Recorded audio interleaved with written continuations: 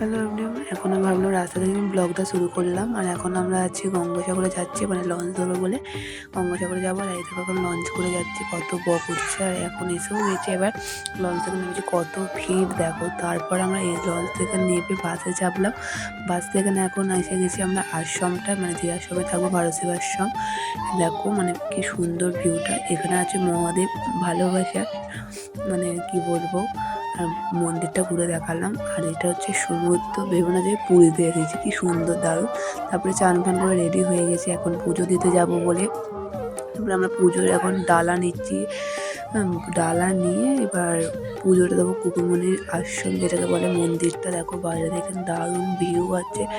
আর ভেতরে ছবি তুলতে দেওয়া বারণ ছিল, তাও আমি লোককেও ছবি তুলেছি, যেহেতু সিসিটিভি ছিল।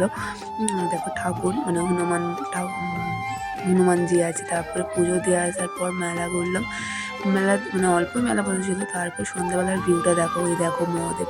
এখনের মতন টাটা, আবার নেক্সট ব্লগে দেখা হচ্ছে।